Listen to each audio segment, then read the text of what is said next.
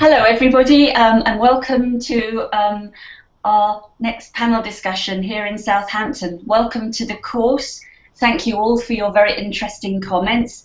Keep them coming in live, and remember that there's still time for you to respond to our two polls on attitudes to ELF and the future of English. First of all, I'm going to introduce the two colleagues who are going to be on this panel today. First of all, we have Dr. Ying Wang. Okay. Hello, everybody. I'm Ying Wang. I'm lecturing. Hold on. No, I'll introduce Will as well, and then I'll come back to you. Sorry. And then secondly, we have Will Baker, Dr. Will Baker. Hello, everyone. Will and just say hello. And I'm Jenny Jenkins, chairing the panel. And before we actually start responding to your comments and questions, what we're going to do is tell you a little bit for a couple of minutes each about our own current research. So now we'll go back to Ying and she'll tell you a little bit about her research. Okay, hello there again. I'm a lecturer in Global Englishes at the University of Southampton. I'm convening the MA module Understanding Global Englishes, and I'm also designing a new MA module, Language Ideologies in a Globalizing World, which is going to be run in the second semester of this academic year. My research interest is mainly about language ideologies among Chinese speakers who are situated in the context of globalization of English. I look at factors fitting into their language ideologies, including conceptual understanding about language and some structural or contextual forces that are shaping their language ideologies. So currently I'm writing a monograph based on this research interest. And the monograph is entitled Language Ideologies in China, with the focus on English as a lingua franca perspective. Okay? Yeah. Over to Will. Okay, hello again, everybody. I'm Will Baker, and I'm a lecturer in modern languages as well at the University of Southampton, and I'm also the Deputy Director of the Centre for Global Englishes. I convene an MA programme in Global Englishes, and I'm also in the process of proposing a new MA programme in intercultural communication as well.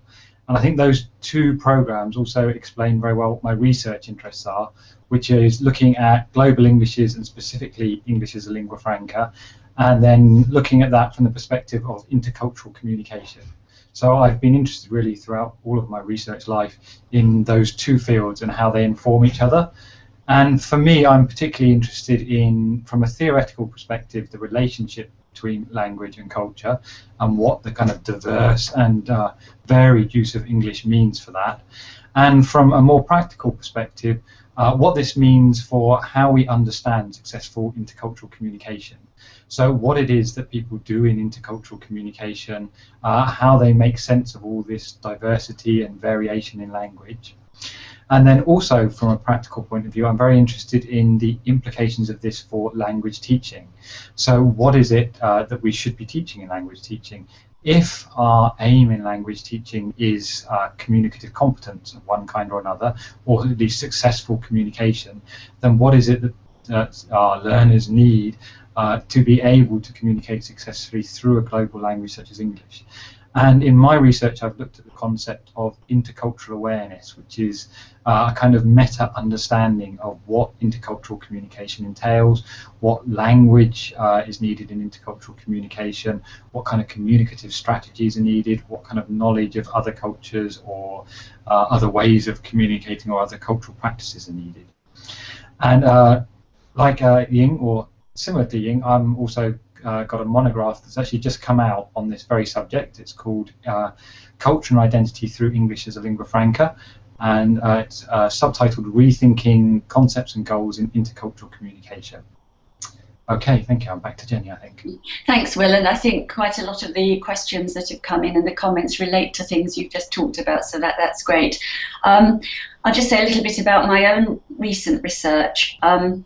I'm a very old person in ELF research. I've been doing it for a very long time, but for the past say 7, 8 years, I've been looking at ELF in higher education, and specifically looking at universities that call themselves international, and what this means in terms of language, because all around the world, and also of course in the UK, people are teaching in English medium, but are they taking any account of the fact that the students they're teaching, and often a lot of the staff, come from a whole wide range of language backgrounds and cultural backgrounds?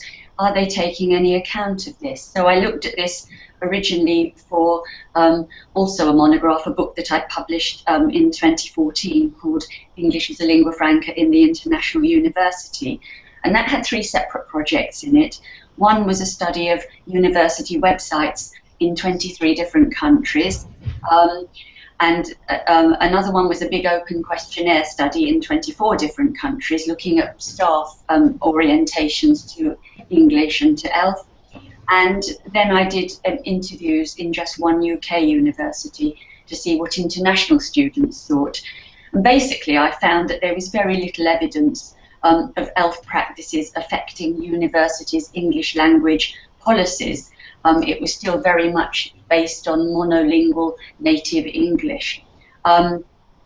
Because of that, I then started a new project that I'm co-directing with a colleague in Finland, Professor Anna Maurinen.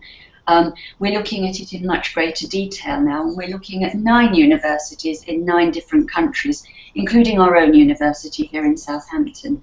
And it's called Linguistic Diversity on the International Campus.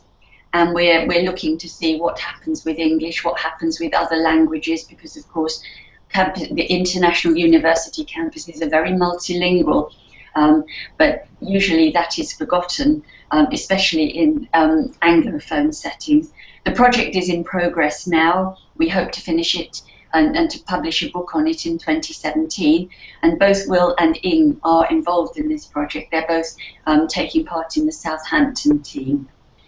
So, okay, so now let's go to some of the comments and questions that you've been asking over this week.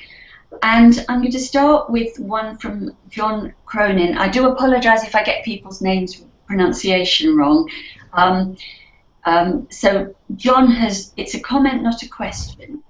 But what he says is, for me, correct English is correct English. Bad English is bad English. So I'm going to ask Will and Ying if they want to comment on this comment, which is obviously quite controversial. I don't know who would like to start. We've got Will on the screen, so perhaps Will. Okay. All right. Shall I go first then? Yeah. Okay. Well, I would say quite simply in response to that. So who decides what is correct and good English, and who decides what's bad English? And that's not an objective judgment. I'd say that was a very subjective judgment. So what might be good English to one particular person or in one particular setting might be completely inappropriate English in another setting. So for example, the kind of English you'd use to give a lecture in the UK to a group of British students, I think would be very different to the kind of English that you would use if you were, for example, in a tourist area in, say, a country, in a setting such as Hong Kong. That would be completely different kinds of English, and I don't think you could compare the two and say which one was good and which one was bad out of the two. I would imagine the kinds of English used served the purposes they're needed for very well. So I would say overall that would be a subjective judgment, and also a judgment that needs to be contextualized. So there is no such thing as good or bad English. And Ying, would you like to add something? Yes. So firstly, I agree with what Will has said. Just something to be added. So, I mean, it's fair to say that if you have this preference, I mean, if it's personal preference, that's fine. So if you personally prefer native English, I mean, if it's just a personal choice, that's fine.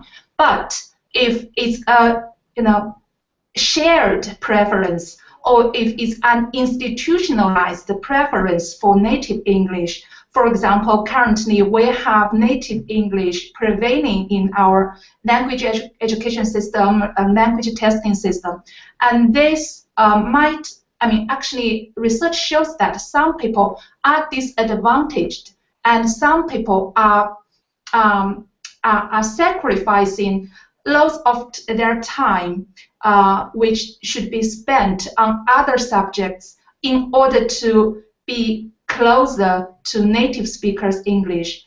Especially those non-native English speakers. So if this preference is institutionalized, this is the problem that we are looking at.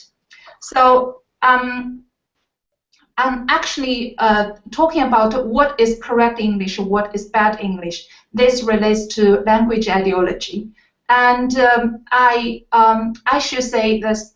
I'm not sure about whether the questioner is a native or non-native, but to be honest, in my own study, I see lots of Chinese speakers are indicating their preference for native speakers English. However, if we look further into why they have this preference, not only because they think native speakers English sounds nicer or is more intelligible, but also because the education system is enforcing, telling people that they should conform to native speakers English in order to get high marks, in order to get better opportunities for better education or more career development. So actually here, the language, the linguistic hierarchy is causing some unfairness for non-native English speakers or for Chinese speakers. So this is the problem, and I just want to make this point. Okay, thanks, Ying. And I'm sorry, John, because who made this comment, because I think all three of us would disagree with your premise. I always start when people make this comment to me that they prefer good English or correct English or whatever. My first question is what is it? What do you mean by it? And then I always introduce a historical perspective, because of course English has changed very, very much over the centuries. Language doesn't change itself, people change language, and this relates to what Will was saying earlier. They change it according to their needs, and they use it according to their needs. And we started out with Old English, going back to, say, 500 AD. I doubt if most people who are online with us now would actually be able to understand Old English if I could actually show you a piece of it. You would have to translate it or have it translated for you. And then we went a few centuries later to Middle English, the time of Chaucer. If you've heard of Chaucer, a quite well-known Middle English author. Still very difficult to understand. And then even Shakespeare had very different kind of English from the kind we have now. And at each stage, there have been masses of changes. And all that's happening now is that people are now changing it again because of their needs. And when you consider, going back to Ying's point, that the very vast majority of English users in the world are now non-native users of English, there doesn't seem to be it doesn't seem to be a good idea to say that there is such a thing as correct English and good English, or bad English and incorrect, according to what monolingual native English speakers do, because we are, well, I wouldn't call myself necessarily monolingual, but native English speakers are in a very small minority in the world. So it seems very strange to judge what is good and what is correct according to what a very small minority do. I don't know if either of you want to come back and say any more on this. Yeah. Can I just add one point? So actually, I think now we're talking about empowering people or empowering English users, empowering non-native English speaker users who are actually in the majority of English users. So here, if if we are still holding up to the language hierarchy, say whose English or what type of English is better, and whose English is less good. So here many people might lose their choice of getting their voice heard. I hope Jenny and Will don't mind that actually I have this job here, and I appreciate my colleagues' support. So I work here. I do not speak native speakers English. Possibly, no, I'm sure in John's point of view, my English is not correct. My English is not as good as native speakers English. So if it's because of my English, I won't have the chance to have my views heard here. But actually, I think I have something to contribute. So, and I'm sure many non-native English-speaking lecturers who are working in this university, in this international university based in UK or in the UK or in Southampton, actually they have a lot of things to contribute because of their expertise, because of their knowledge. So if we are saying that their English are not good, I don't think this is good. This can be something lost for the university and also for our students. So Okay, now, what you've been saying relates also to a long discussion that people were having online this week about the issue, the notions of native speakers and non-native speakers.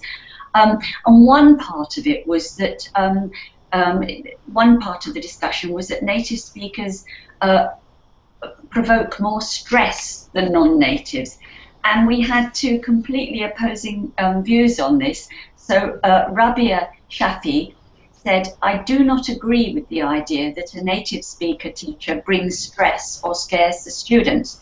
It's good to learn from a teacher who knows a language with correct pronunciation and grammar and can be more influential than a native one, non-native one," which is exactly what Ying was saying just now. Whereas, I don't know how to say your name, Godeliva, I don't know, Ashworth, said that a non-native speaking teacher acquired the language as a second language and therefore understands the areas of error her students make from personal experience. So one view that a non-native teacher is better for students, and another that a native one is better for students. I don't know if either of you would like to comment on that. Well, we're with you, so do you want to start? Yeah, okay. Well, I guess there's two things I'd like to say about that. First, I think the distinction between native and non-native we need to be very careful of. And I think a lot of the time it's actually not a very helpful distinction. If we're talking about language teaching, what we surely want is an effective language teacher. And we want a professional language teacher, we want a qualified language teacher and an experienced language teacher. And whether they're native or non-native, I think, is really irrelevant. Now, the problem comes in that lots of certainly English language teaching is based around a model of language teaching that kind of holds up this native speaker ideal. And it's important to emphasize that this really is just an ideal. I mean, Ying was talking earlier on about language ideologies, and this ideology of a native speaker with a clear pronunciation and a correct grammar, however we might define that, is an ideology that's become very prevalent in the ELT, but I think is very problematic. Because, I mean, first of all, native speakers are not a monolithic group. Native speakers are not all the same. If you're talking about British English, well, which British English are you talking about? Are you talking about Northern British English, Southern British English? Are you talking about a kind of middle-class educated accent? Are you talking about a working-class accent? Are you talking about a rural accent, an urban accent? And also it needs to be recognised that countries like the UK are actually very multilingual and multicultural these days. So people have many different influences on the way that they use language. So this idea that, first of all, that there is a kind of monolithic monolingual is highly problematic, that they don't really exist. As anyone who's ever come to the UK or the US finds out pretty much instantly when they step off the plane that people don't sound like their English textbook. So that's a problem. And then, as I said before, the other problem is that we should really be looking at what an effective teacher is. And that would be, I mean, there's been lots of research on this, and Jenny has done some of it herself, and that would be people who are, I mean, one of the first things they have to be, I think, is multilingual themselves. I don't see how you can teach somebody to speak a second language or to use an additional language unless you've been through the process and done it yourself. I mean, that just seems crazy to me that you'd get someone to teach you something that they've never actually done themselves. So I think whether it's native or non-native is really an irrelevance. Well, the important thing is that the person understands the processes that the students are going through. Now, in many cases, that will be people who are not native speakers of English. It's probably much easier in most countries to find people who are from that country who are multilingual and have are proficient in English and also proficient in the local language and also probably other languages. But that doesn't rule out British or Americans or Australians or South Africans or whatever, as long as they also are multilingual and have an understanding of what it's like to learn another language, and ideally as well have understanding of the students that they're teaching. So that would suggest that they'd need some kind of experience or training in the environment they're in. Now, I think what's very problematic in ELT at the moment is you get this idea of kind of dropping in native speakers. So, you know, you get people, and I myself was one of them at one stage, who are flown in from the UK or the US or Australia and put in a classroom in a country where they have no understanding of the first language of the students they're teaching. They don't understand why the students are learning English, what the kind of the constraints might be, or what their particular aims might be, and they have very little understanding of the classroom culture that the students come from. Now, I think is highly problematic. But I don't think that's necessarily a native or a non-native issue. That's to do with the way that English language teaching is now organised, and that it sets up this kind of idealised native speaker that actually no native speaker is really like. Ying, do you want to add to that? I think Will says everything. Okay, we've had some questions coming in that relate to what we've just been talking about, so I'll mention a couple of those that are very similar. First of all, Andrea Katia has said, so when students say informations or I have saw him, shouldn't we correct them? And Faith has said, how do I approach error correction with my learners?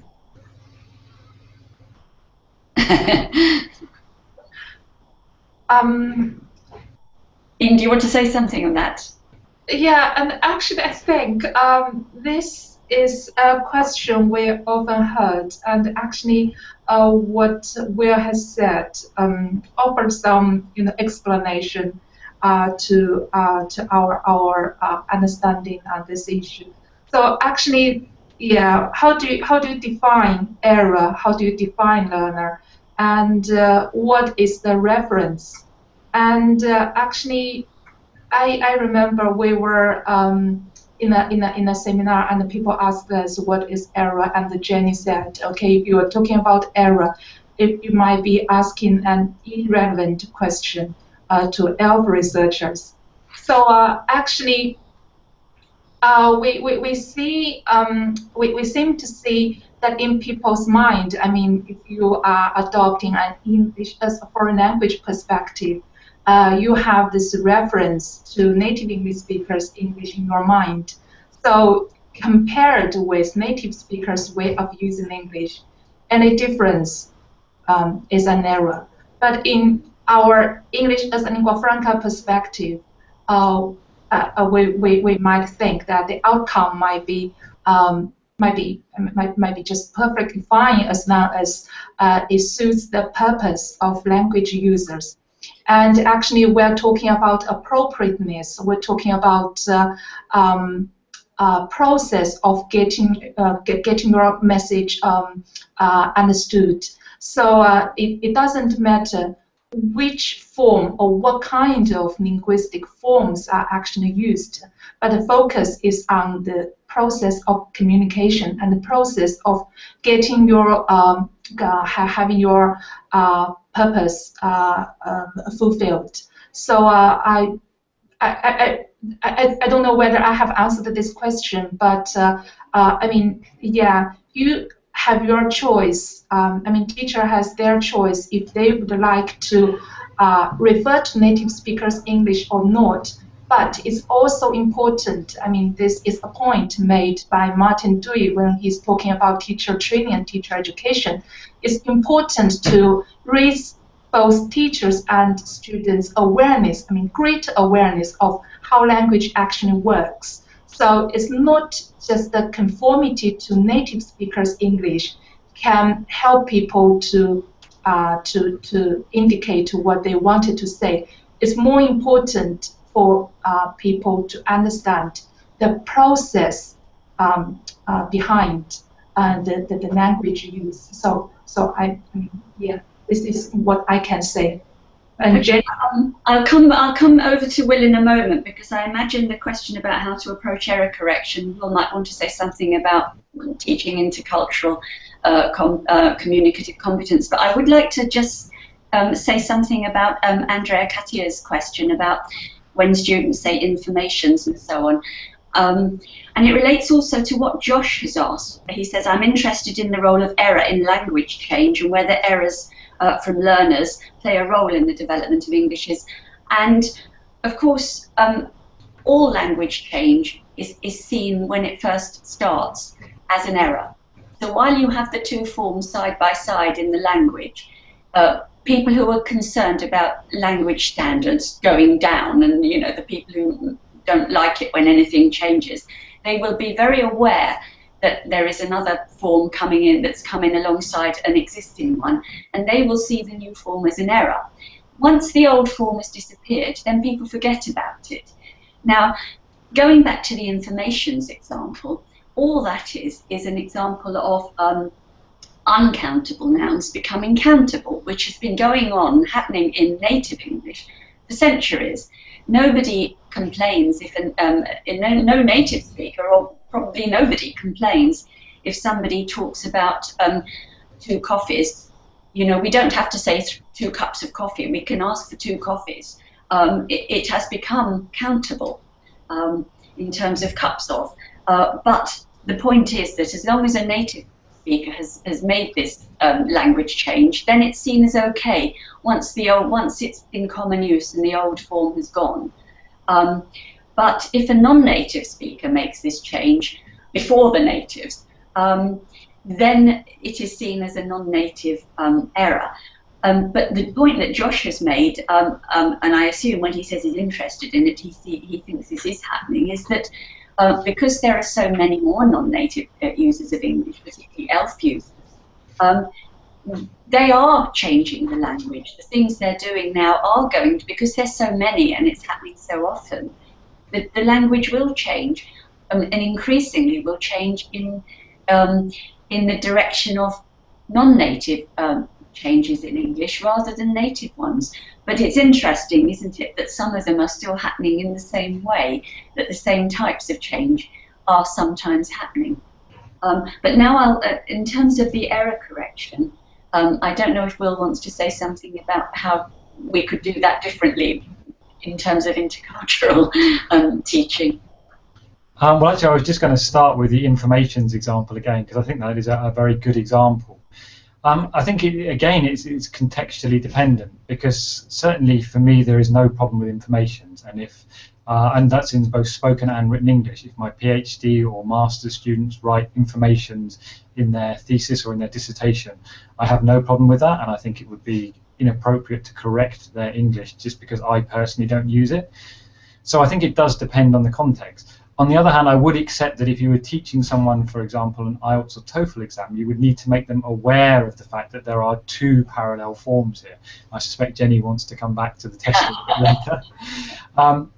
But I mean, I will also say I think that's a problem with IELTS and TOEFL. But I do understand as a teacher, and if you've been given the task of preparing someone for that exam, then you need to make them aware that information will probably not be acceptable to a marker in IELTS or TOEFL.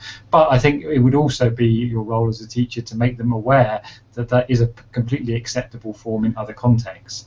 So again, yeah, I think as Ying was saying, the concept of error has become a very problematic one, in that what one group of speakers might consider an error would not be considered an error by another group of speakers. And I think that comes really into the intercultural communication realm. If we think what we're doing is teaching our learners to communicate using English or using whatever linguistic resources they have, then I think error is not a particularly helpful way of looking at things. Whether someone follows a particular morphology in terms of the noun structure or verb structure, etc., if it doesn't interfere with the message, then I think is often highly irrelevant. So going through language production, trying to identify errors and how they differ from some kind of normative grammar, I think is, you know, it has its place, but for me, certainly in language teaching, I think it has a very minor place.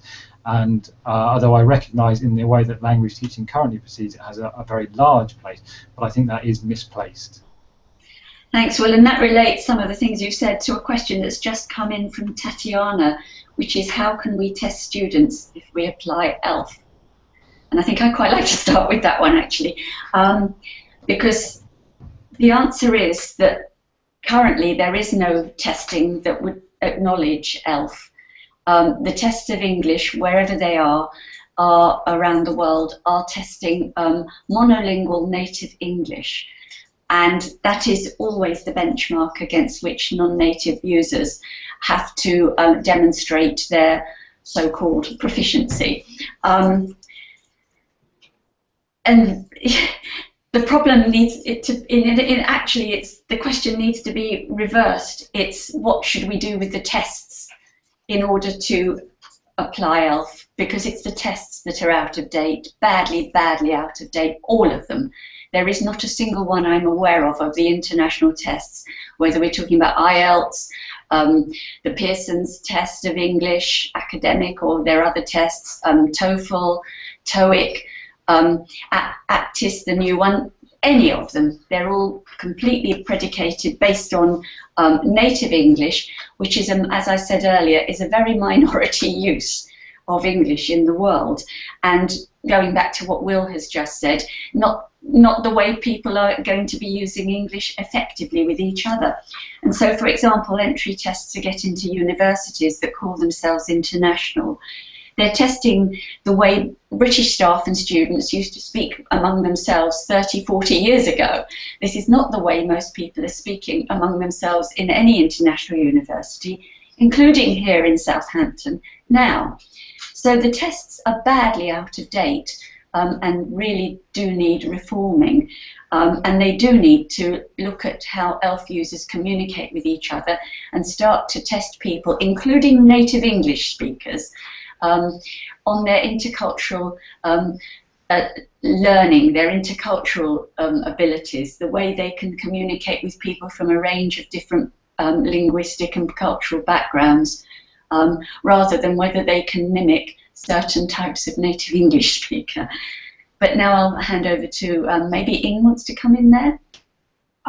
Yeah, I would like to say that so you're talking about language testing. So we can say that actually language policy imposing or language policy implementation is one direction. But at the same time, language practice is another direction. So for teachers or for English educators, actually I think what we do is to negotiate, to help our students negotiate in between this process, in between language policy imposing and also language practice. And research has shown that language practice is more English as lingua franca related. So people are not using English in native English speakers' way. So this is the linguistic reality. It takes time for this linguistic reality to be reflected in language policy. although on the one hand, that language policy makers would like to have certain language policy in order to, in Shoami's word, to manipulate how language is used. So actually, this is always a dilemma: language policy and language practice. But I mean, if we have the, I mean, if this is a question of choice, so you can choose to help students to fit in the system, where English as where native English norms prevails, or you can help students to understand, to problematize what is not reasonable, what is not right in the system. This is also very important. And actually, I think we had a lot of discussion about the influence of language testing and language teaching system. So actually, something existing there doesn't mean they are right. And there are lots of discussion about power relationship. And I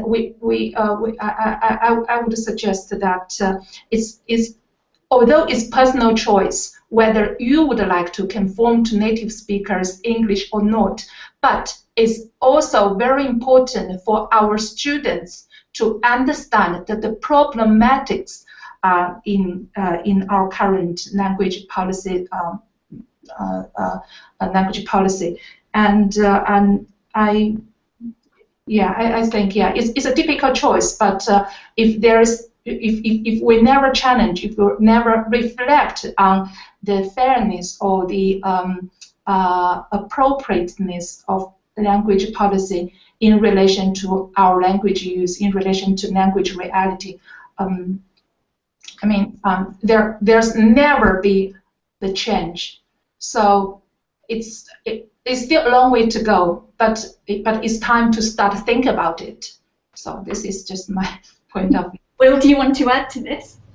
Well, I think they've both given very extensive answers there, so maybe if we go on to the next question, but I suspect this will come up again. It's just a small one that relates to what we've just been talking about before, the testing question. And it's Andrea, and she actually was addressing it to Will. It said, if your child said informations, would you correct her or him? But I think I would like to answer that myself, because although my children are 30 and 34 now, I never ever corrected their English. I didn't believe in correcting my children's English. I let them learn what was appropriate for them to learn at the time. The only time I can remember correcting my son, who went to quite a rough school for these first few years, was when at the age of 4, I think, he came home and said a very rude word to me, to which I said, "Oh, do you mean yucca? The yucca plant." Now, if you're a native speaker, you'll know what I mean. I do apologise because I can't say the word he said online, but it was a very rude swear word. But I never ever corrected his English otherwise. But I don't know about you, Will, or maybe even Ying with her son. I think actually Ying's son, his English is so good, I don't think she would correct his English, but she might have corrected his Chinese. But what about you, Will?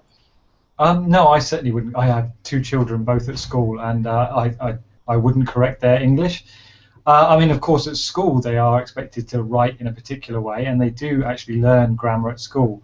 But, I mean, the way that they use English, obviously, is very varied, and I certainly wouldn't correct it. I mean, they regularly teach me new words, so I find it very interesting the way they use English, and that kind of keeps me in touch with some of the language changes that are happening, because, of course, you know, at every generation there is different language, different forms coming through. So, as I said, I regularly learn new phrases and terms and words off them. So I certainly, if my son or daughter said informations, I probably wouldn't even notice, and if I did, I certainly wouldn't feel the need to correct it. Ying, do you correct your son's English? I don't correct his English, but I'm very pleased that he's very happy with my English, although he realized that I don't speak, British English, or don't speak native speakers' English. And actually, I feel very pleased that because he goes to school here and he almost grown up here, and so he is actually using the university. Using English learned at school. And so sometimes he asked me to tell him a story, so I have to read a story. And I said, oh, I can't read like your teachers because, they're more lively, but I read it in my way. I said, oh, do you feel fun? I said, yeah, come on. And so actually, he's actually saying, come on, you are Chinese. You're not, I think your English is good. So actually, I'm pleased that he does not use the English that he learned from school to evaluate, to work as the reference to evaluate my English. So yeah, I'm pleased. So he should join the Centre for Global Englishes and come and do some research with us. Okay, I want to move slightly on. It's only slightly, but we had on earlier in the week, and now we've had a second question again about written English and about ELF in relation to written English.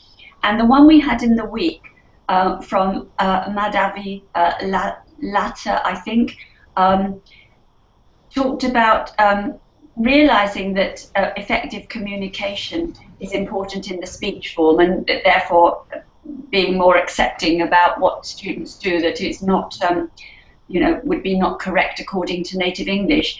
But then asked, will it be accepted in the written form?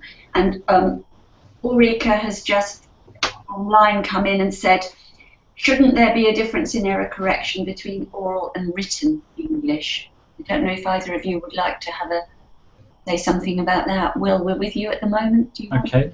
Yeah. Well, I think clearly there's a difference between spoken and written English, and written language is always more normative than spoken language. So there are going to be a more restricted range of norms in written English that people are expected to conform to. But again, I think we need to be careful about this idea of native and non-native, because often what you're trying to conform to in written English is not a native or a non-native norm. It can be to do with many different genres of language or particular discipline fields. So, for example, if you're at a university and you're writing a research paper in physics, there will be a particular way you write that research paper. So what you're learning is the norms of that discipline. You're not necessarily learning any kind of native speaker norms. Now, I think in English it's a little bit more complex because there is still a big influence of the Anglophone norms from US and UK universities. And I think that is perhaps problematic, and that's something as linguists or people interested in language that we should be exploring and challenging. But I do think that a lot of the language used is not particularly native-like. It's to do with the discipline. So, if you showed me a paper in physics, I would probably struggle to understand a large proportion of it because I'm not familiar with that disciplinary language. And again, if I showed somebody who's an expert in mathematics one of our applied linguistics papers, again, they probably wouldn't understand our particular uses of certain terms, etc. So while there's clearly normativity in language, it's not just about native speakerness, it depends on purpose. And I mean, in an everyday purpose, of course, people are very familiar with the idea of writing formal letters, of writing emails to friends, of text messaging, of the kind of letter you'd write to your boss or the kind of letter you'd write to your best friend. They'd be very different things. Probably wouldn't be letters these days, it'd be emails or Facebook postings, but you realize that you write in a different way for each of them. So people are very used to different forms and moving between different forms or genres. So again, my answer would be that there isn't going to be a correct way to write, and that what we should be teaching learners is about the different ways of writing and then negotiating those different ways and then giving them the chance to choose for themselves how they want to write, and as long as we make them aware of what happens if they write in a particular way. So that if you're applying for a job and you write a very informal email, you're probably not going to meet with success. But if that's what you want to do and you're aware of it, okay, try it. Okay, yeah, so I mean, I guess my main point would be, as teachers teaching writing, yes, it's going to be normative, but those norms are variable, and it's up to us as teachers to make learners aware of those variables. And Ying, do you want to add to this on written English, or? Yeah, I agree with Will that written English is actually the area where the issue of normativity becomes more obvious or more salient. And actually this also relates to our understanding of of error. And yeah, I agree that it will take possibly a long time for variations in our written written works to be accepted. It takes time, but as teacher, I think we should be aware of the possibility. I mean, for non-native, possibility of using English in different ways, and my personal experience is that I submitted my PhD thesis, and I made it clear in my foreword, and I said I would think it would be ironic that I seek some native English speakers to proofread my thesis in order to get passed. So so I made this clear in my thesis, and I mean the communication can be helpful, and I passed my my PhD viva, and my thesis was accepted, and or possibly because I got Jenny, and because Southampton is having this awareness of English as a lingua franca. It is possible, but I think it's important for us to communicate the idea that there are other possibilities of using English, not just the native way of using English. So this is my I mean, obviously, written language changes more slowly than spoken, and therefore written English changes more slowly than spoken English, and so people are more conservative about the way they look at writing. There is, of course, now a written ELF corpus being collected in Helsinki by Anna Marinen's team, who collected the spoken ELFA corpus. So there's now a written ELFA corpus in process. I always say to my PhD students, I'm not going to correct your English for you. If I understand it, that's fine for me. And it's up to you. If you want to get it proofread and make it like monolingual native English, that's your decision. But I do find it very ironic, as Ying has just said, that you would write a PhD thesis about ELF, and then you'd have to write it in native English rather than using your own English, as long as it's internationally intelligible. I mean, there was a Finnish thesis that I once examined, and I was the external examiner, and I had no problem with the English. It was not the sort of English I write myself, but it was perfectly intelligible. And I made a comment to say that I was not going to ask for any changes to the English, because although they would be considered, there was a lot that would be considered non-standard, it was perfectly internationally intelligible. But the internal examiner, who was Finnish, disagreed and said that, you know, because it's a PhD thesis, it has to be written in standard native English, and asked for the English to be changed. That was a complete disagreement between us.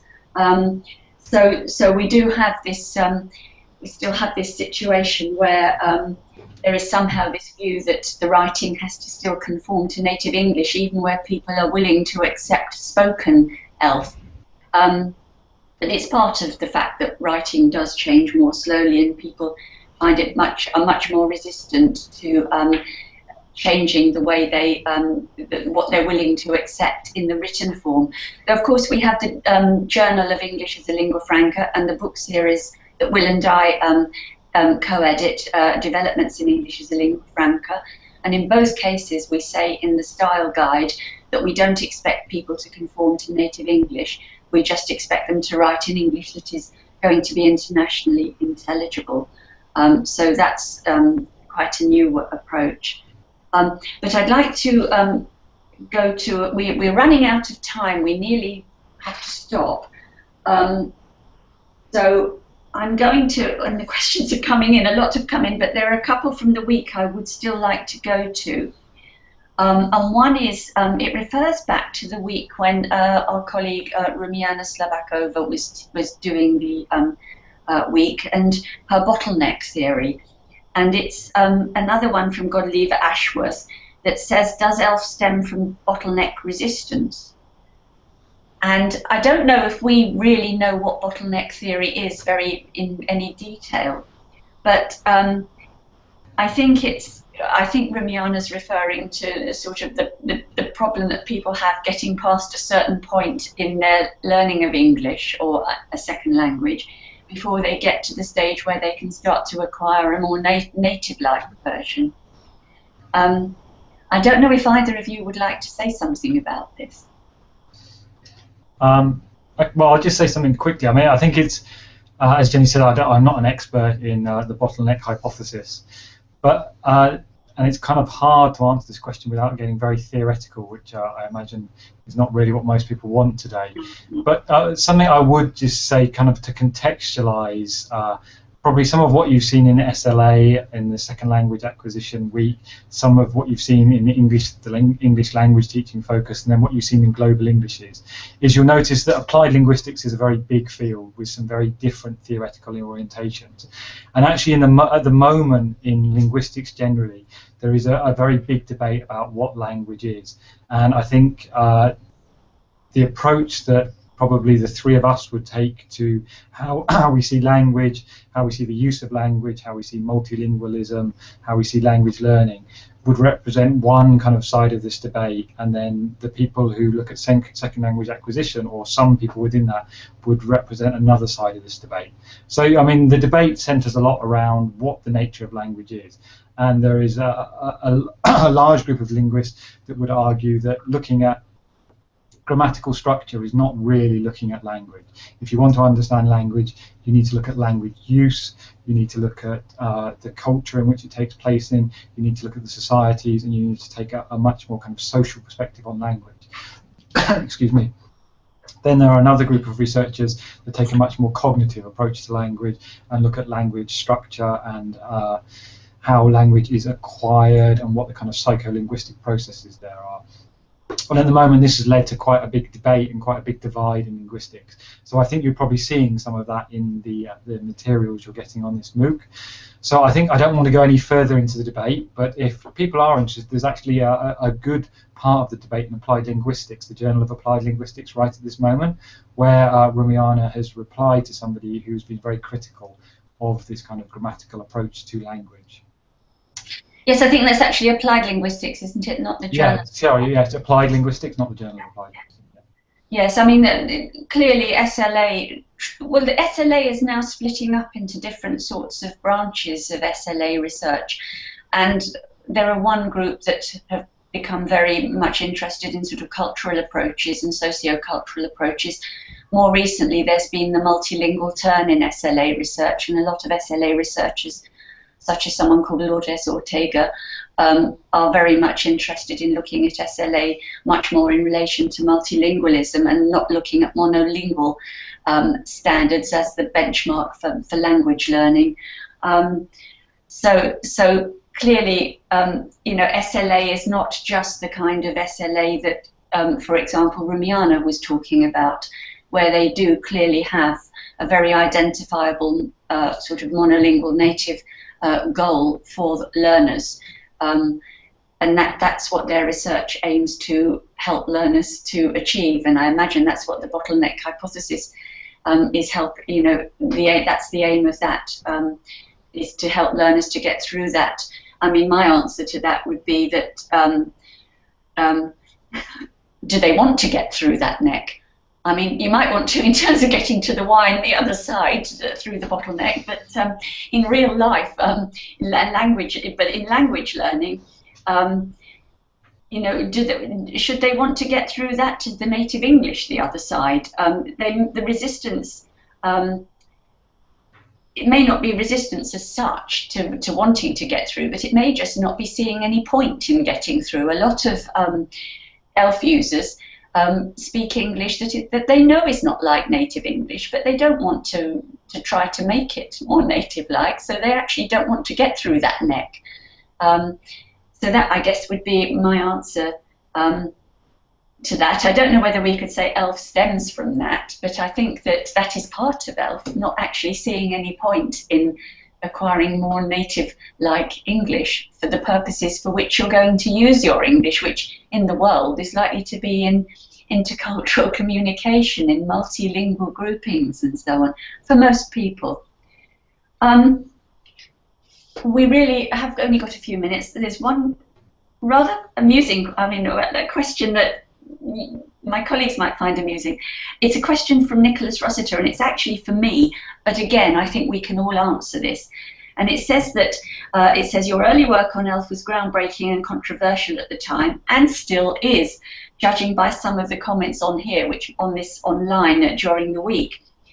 Have any of your fiercest critics come to terms with the concept now? So this is really a question about, is ELF still controversial? Have any people who used to be critical changed their minds? And have we got really new criticisers?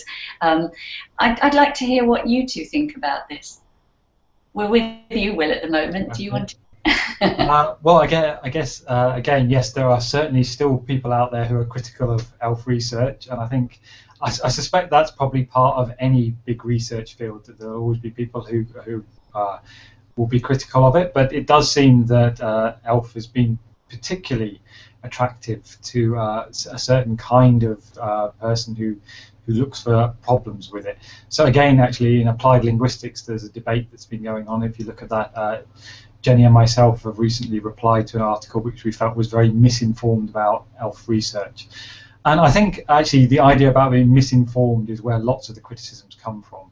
So I think Jenny has detailed very clearly in her 2007 book on English as a lingua franca and identity that there are a lot of misconceptions about what English as a lingua franca is, and those misconceptions still go on today. So people often think that we're talking about a new variety of English, for example. Now, I mean, there was some discussion about that in early ELF research, but I think over the last sort of 5 years or so, certainly the mainstream view in English as a lingua franca research is that we're not describing a variety of English. There's much too much variation, and in fact, English works so well as a lingua franca because it's not a fixed variety. It's adaptable, it's flexible. People use it in a way that suits the particular setting they're in. So, I mean, that's just one of the many misconceptions that lead to criticisms of ELF research. So I suspect the criticisms will always go on. As long as ELF is a relevant field, there are going to be people who criticise it. And actually, for myself, I'd be worried if people stop criticising it. That would suggest that either it's become very conservative and or that it's become irrelevant and people have stopped reading it. So the fact that we're criticised, I think we should probably take as a compliment. Yes, I think certainly the fact that, the worst thing that can happen is just nobody talks about it. If you're just ignored, you know that it's simply not interesting to people. When people are very critical, often it's because they're thinking it through and they're very worried about it and maybe feel threatened. And they continue to talk about it. And that's why some who were like that, I mean, Nicholas Rossiter is quite right. There were people who were very critical, say 10, 15 years ago, who are now actually doing ELF research themselves and say they've changed their minds. But there are others who still don't see it and don't get the point of ELF. And there are, as Will says, there are new people who are starting to criticise it, often by reading very, very old literature rather than the literature that's been produced, say, in the last 7 or 8 years. Ying, do you want to say something about this? Yes, just wanted to say there are some criticisms on ELF, but I would suggest possibly you can read an article written by a member of our Center for Global Englishes, and he's Tomo Ikishiwa, and he wrote criticism on ELF. So it's published in the journal Englishes in Practice, and it's open access. Published by Degree to Morton. So I think you can easily get access to this article, and you can see how those criticism on ELF still prevail today, and how our colleagues and our PhD students are perceiving their criticisms.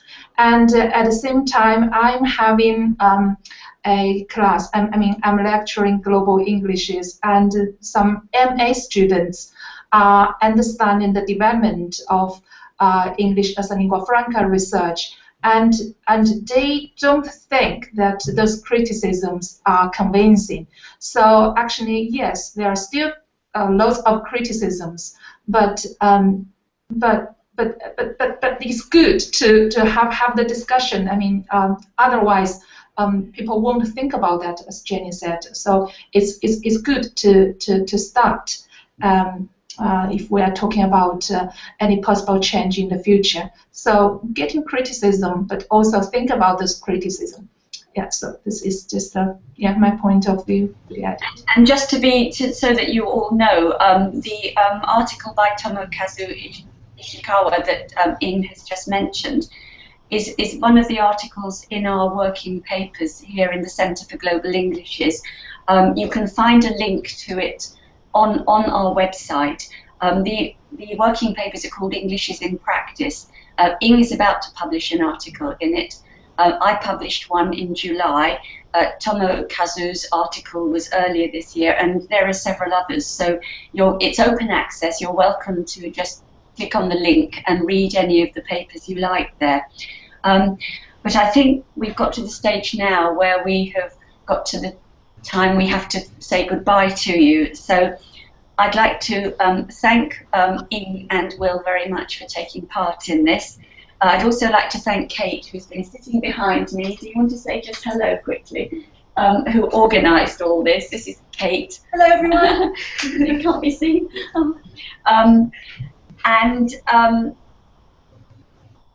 Thank you all in the audience for taking part in out there, wherever you are, for taking part in this course, for all your comments, for all your questions. Remember, we have an MA in Global Englishes that we would love you either to do online or to come here to Southampton and do with us. We have also, there is an annual ELF conference that you might want to know about, and you can read about that on our website, and there's a link to past conferences there. I also want to mention the British Council Facebook group. They've set up a closed Facebook group for all teachers taking part in their MOOCs, any of the MOOCs. So please join it if you want to keep talking about the issues we've been covering in this course. And we'll post the link to it on step 4.15 of the course, that is this live discussion step. So I think, although we haven't answered lots of your questions that have come in, we have tried to get through as many as we could. So thank you again, and goodbye from us. So would Ying like to say goodbye? Bye-bye, everyone. And Will? Goodbye, everybody. And goodbye from me. Bye-bye.